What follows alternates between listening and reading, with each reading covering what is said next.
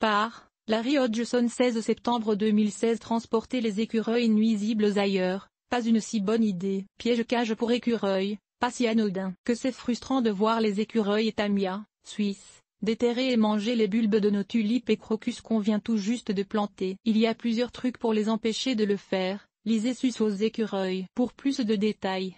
Quant à moi, la vraie solution à un problème d'écureuil se trouve dans ce blog. L'écureuil Grissurus carolinensis, qui peut aussi avoir un pelage noir, est le principal coupable du vol de bulbes de tulipes. Indigène dans l'est de l'Amérique du Nord, il a été introduit ça et là à travers le monde, dont dans l'ouest canadien, en Italie, et en Grande-Bretagne. En Europe, on le considère un animal très nuisible et prône son éradication, car partout où il est installé, il élimine les écureuils indigènes. Mais beaucoup de jardiniers utilisent plutôt des pièges et disent avoir beaucoup de succès. Il s'agit d'un piège en forme de cage de type avare. L'animal y pénètre à la recherche du leurre, souvent un morceau de pomme badigeonnée, de beurre d'arachide, la porte se referme et presto, vous l'avez attrapé.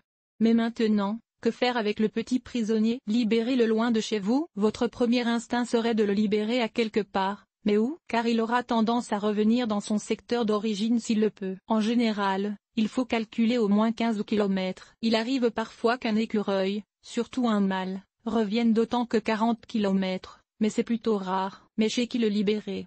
À Montréal, il paraît que le parc Mont-Royal et le parc La Fontaine sont les endroits préférés.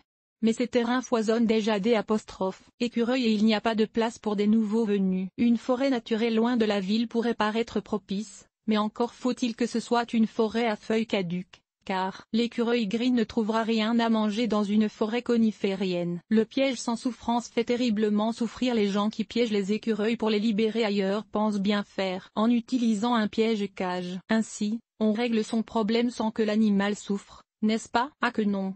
Libérer un écureuil loin de son patelin est probablement le traitement le plus cruel qu'on puisse imaginer. Il se trouvera sur le territoire d'un autre écureuil qui le pourchassera et l'attaquera. En fuyant le premier propriétaire, il se trouvera désormais sur le terrain d'un autre et la torture recommence. La plupart des libérés meurent lentement d'atroces blessures ou d'inanition, car en fuite ils n'arrivent pas à se nourrir. Les écureuils qui reviennent parce qu'ils ont été libérés trop près de chez eux le font souvent la queue en lambeaux, de multiples blessures sur le corps ou manquant un œil. Je sais que ce que j'écris maintenant paraîtra bête, mais en fait, le traitement le plus humain à donner à un écureuil piégé vivant est de mettre fin à sa vie la plus rapidement possible. Pour cela, on peut remettre l'écureuil au responsable du contrôle animalier du secteur. D'ailleurs, je ne suis pas le seul qui le dit. Au Québec, Forêt, Faune et Parc Québec déconseille les pièges vivants et recommande à la place les pièges mortels. Vous trouverez que les instances publiques un peu partout sont du même avis. D'ailleurs, dans la plupart des régions du Canada, ailleurs je suis moins certain,